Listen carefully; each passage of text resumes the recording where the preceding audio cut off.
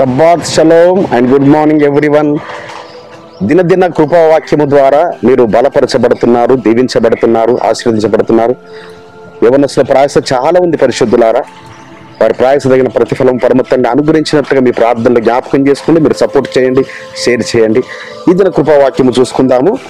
హెబ్రీయులకు రాసిన పత్రిక 13వ అధ్యాయము 8వ వచనము.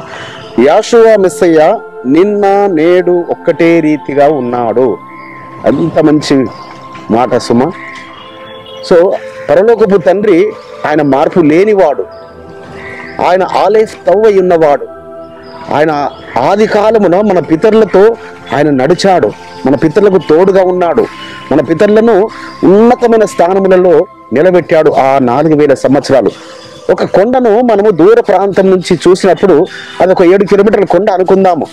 ఒక 4 కిలోమీటర్ల ప్రయాణం చేయక ముందు అది చాలా నీలి రంగుగా, చాలా నునుపుగా, చాలా అందంగా కనబడుతుంది, ఆకాశంలో కలిసిపోయినట్టుగా. కానీ ఒక 4 కిలోమీటర్లు నడిచి వెళ్ళాక, అంటే అక్కడ నుంచి 3 కిలోమీటర్ల దూరం మాత్రం ఉంది మనకు. ఇంకా అది ఎలా కనబడుతుంది? కొన్ని చెట్లు, మరి పెద్ద పెద్ద కొన్ని బండరాలు కనబడుతుంటాయి. ఇంకొక 2 కిలోమీటర్లు ప్రయాణం చేసి వెళ్ళినప్పుడు అక్కడ ఆ నీలి రంగు ఏమాత్రము లేదు. ఇంకా ఆ చెట్లు, పెద్ద బండరాళ్ళు, పెద్ద చిన్న రాళ్ళు, ఇలా ఇంకొక దగ్గరికి ఆ 1 కిలోమీటర్ నడిచి వెళ్ళినప్పుడు అక్కడ గోతులు, లోయలు, ముళ్ళ పొదలు, గచ్చ పొదలు. అదేవిధంగా పరలోకపు తండ్రి ఆయన నిన్న నేడు ఏకరీతిగా ఉన్నవాడు. ఏ విధంగా అనగా ఆయన మార్పు లేనివాడు సుమ. ఆ కొండలో ఏమైనా మార్పు ఉందా? మన ప్రయాణంలో, మన చూపులో, మన నడకలో, మనం చేరుకోవడంలో అది మార్పు చెందింది తప్ప నజరేయుడైన యాషూవా మెస్సీయ ఆయన మార్పు లేని వాడు. సో ఆయన నిన్న నేడు ఏకరీతిగా ఉన్నవాడు. మానవ జాతి మార్పు చెందుతున్నారు, ఆయనకు సమీపంగా ఉండలేకపోతున్నారు, ఆయనకు దూరస్తులు అవుతున్నారు. కానీ ఆయన ఆ సియోను రారాజుగా నీ కొరకు నా కొరకు రాబోతున్నాడు. ఆయన గొర్రె పిల్లలాగా వచ్చి ఆయన బలి అయ్యాడు మన పాపముల కొరకు, మన శాపముల కొరకు. ఆయన తోడుగా ఉండడానికి కొరకు సుమ. సో కాబట్టి మనం ఎన్నడూ కూడా ఆయన మనకు సమీపంగా ఉన్నవాడు నాదుడు. కాబట్టి ఆయన మార్పు లేనివాడు. కాబట్టి మనము మార్పు చెందకూడదు, మనము మారకూడదు.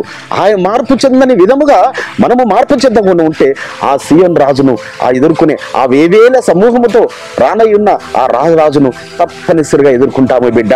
ఒకవేళ మనము నిద్రిస్తే సమాధి నుంచి లేస్తాము, సజీవులు ఉంటే మహిమ శరీరం చేత ఆయన సమికి చేర్చబడతాం. అట్టి కృప పరమతండ్రి మనందరికీ అనుగ్రహించును గాక.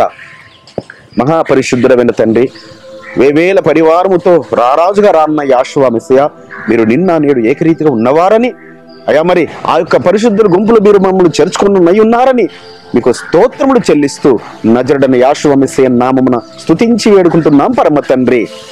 మన రక్షకుడును, మన విమోచకుడును, పరిశుద్ధుడును, నిన్న నేడు ఏకరీతిగా ఉన్నవాడైన యాషూవా మెస్సీయ వారి దివ్య సముఖం నుంచి మీకును, మీ కుటుంబములకును, మీ వంశములకును శాంతి, సమాధానం, కృపయు మెండుగా కలుగునుగాక. ఆమేన్.